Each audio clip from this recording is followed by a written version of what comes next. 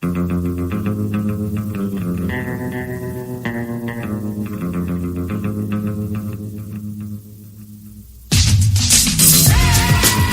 catching the drift. Conservative talk, intelligent conversations on local, state, and national issues with Gary Wellings. Join in the conversation. And now, your host, Gary Wellings. And hey, welcome back to the Drift Radio Show. Good to have you all along for another podcast of the Drift. And I know it's been kind of sporadic for me getting everything out here and trying to do the podcast. I haven't been able to seem to do it weekly. The studio problems and just problems with me, frankly, for that matter. I'm finding it pretty difficult to find the time to do what I want to do. And so I'm not getting in here as much as I want to. But what we do on the Drift when we do it is go over the news that we put on thedailydrift.com. And it is the news you need to know. So make sure you're checking that out, www.thedailydrift.com. News aggregate website. If you're tired of Drudge, you don't like the way it's going, conservative news aggregate, the Daily Drift. We've been doing it since 2012-ish.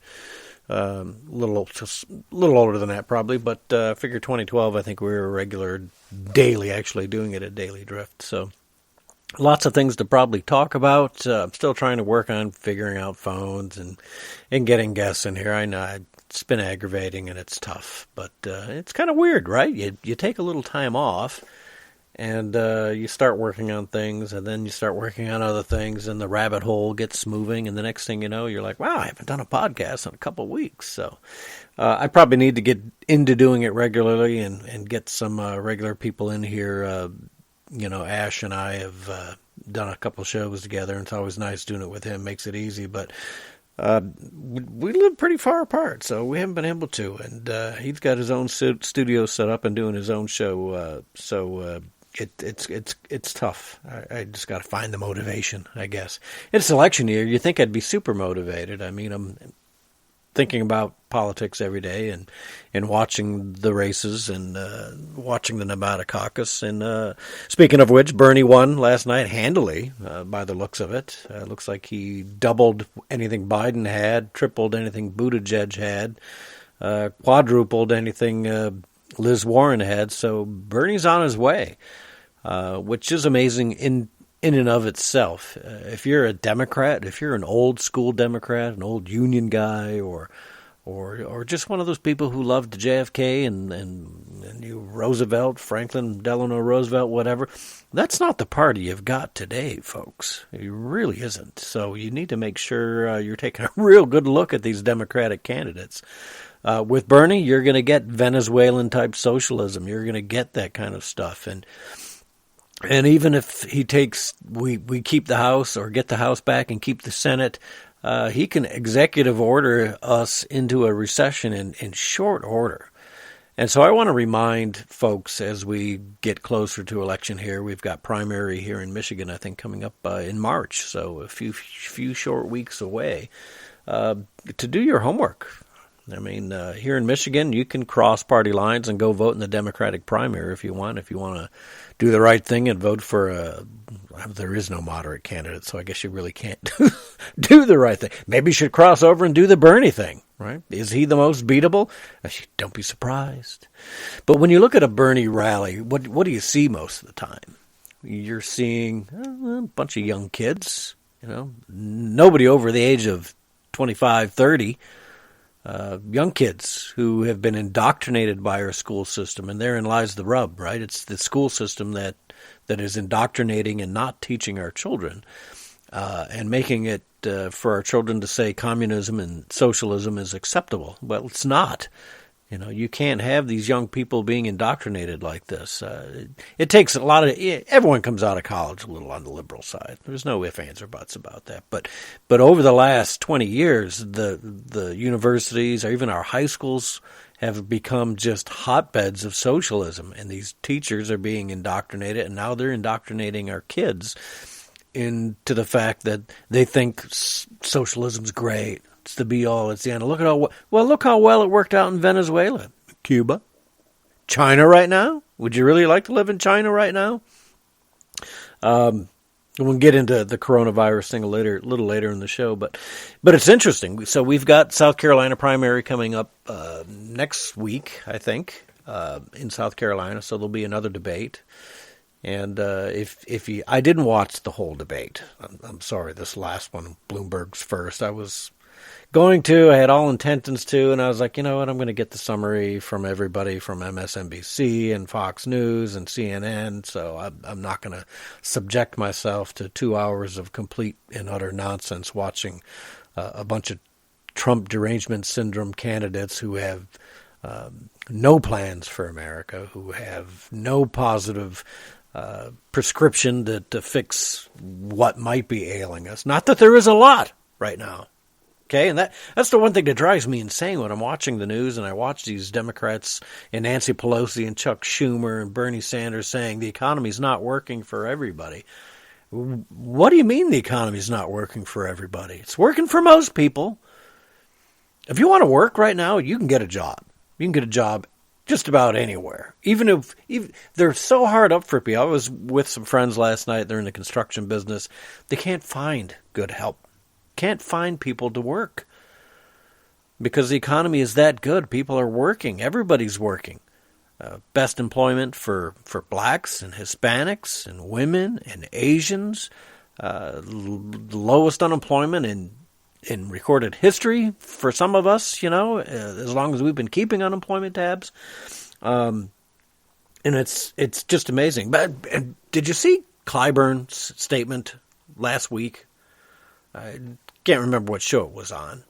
Again, the out-of-touch Democrat theme, right? Clyburn goes to say, well, the economy's not that good. We had better employment under slavery. Better, fuller unemployment under slavery? Sir, are you retarded? Because, number one, slavery is not a job. Hello? For the words like that to come out of a Black Caucus member in Congress's mouth is absolutely astounding to me. You see the same crap coming out of Maxine Waters' mouth. These people think that the economy is not good. The economy is stellar. Now, we've seen Senator Tim Scott last week, one of our black Republican senators in Congress, and he's saying there's going to be a 50% increase in black support for Trump. I think Trump got 8% of the black vote last time around, 2016. 50% increase would put us up 4 points, 12%. And if that's the case, and that's a fact, then this election will go for Donald Trump in the run. Hopefully that's a spillover to Congress and the Senate. Because you know what, folks? If you can see what the president is doing and the agenda that he's got set and how much he's accomplished with 3 years of foot dragging and outright opposition from not only the Democratic Party, but from the Never Trump rhinos in Congress. Imagine what we can do if we have a good majority. And I'm not talking just taking the House back, reversing those seats we lost in 2018, because that's not enough. We need to put the Democrats out of business, and that means turning them into a marginal party to the point of a third party. Put them down to the size of the Constitution Party or the U.S. Taxpayers Party or any of the... Do not vote for Democrats, folks. That's all I can say this year.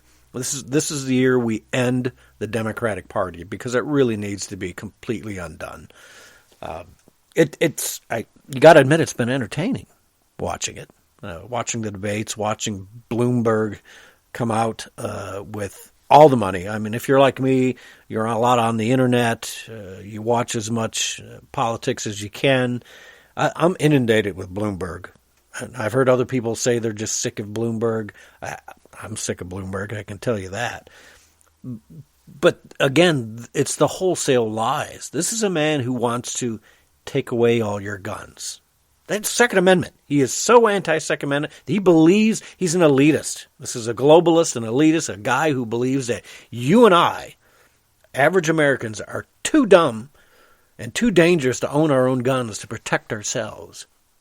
We're too dumb. He's the same guy that banned sodas, the 20 ounce and the big gulp sodas in New York. This is the guy who thinks, you people are so dumb, you're killing yourselves by drinking too much sugar. We need to stop that. Let's get people out of drinking soda, so we're just going to make it illegal. Really? And then he did the same with salt. Let's get salt out of people's diets because they're killing themselves. You want to talk racism? You want to talk misogyny? Bloomberg is everything that the Democrats and the media and the Trump derangement folks have been saying about Donald Trump since 2015. They've been calling Trump the racist, the misogynist, all these things. But we've got proof from Bloomberg's own mouth and all these recordings that we've had uncovered in the last couple of weeks. And it's just coming out. You would have thought he would have thought about that and what he said, when he said it, and how he can't hide all that, because obviously he can. It's out now. I mean, I've got friends on Facebook who are complete Trump derangement syndrome people. They hate Trump for God knows what reason. They're just haters. These people that think he's not good enough. They think they're better than him. They think they're smarter than him. And the hypocrisy is most of them are far more racist or misogynistic than anything I've ever seen come out of Trump's mouth. The hypocrisy of most people who have Trump derangement syndrome is incredible. Don't doubt that for a minute, because these people are truly sickened. And I don't know if that's just a result of because they're not watching the proper news. They're watching MSN, NBC, ABC, CNN, and getting the garbage. Did you see Lawrence O'Donnell flat out calling President Trump a Putin operative? Come on, folks. There's just no way. When you look at what Bernie Sanders stands for, the man who Moscowed and did the propaganda films in the Soviet Union, here's a guy who's just basically a commie. He can call himself a democratic socialist if he wants. But he's not. He's a communist. Plain and simple, Bernie is a communist. And he wants to indoctrinate all our he's basically abusing the young children that go to see him at these rallies because he's filling them full of lies, filling their heads full of nonsense. Our young children today have been brainwashed, and they're getting further brainwashed with an old... The one thing that I liked about this last Democratic debate was when Bloomberg called old Bernie out for being the socialist millionaire with the 3 homes. And you see Bernie tried to deflect. Well, I just have one house in D.C. It's a house watch, whatever, because I work in D.C.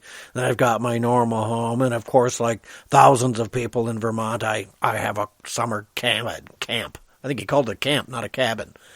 It's like a $340,000 home on a lake. That's not a camp or a cabin, my friend.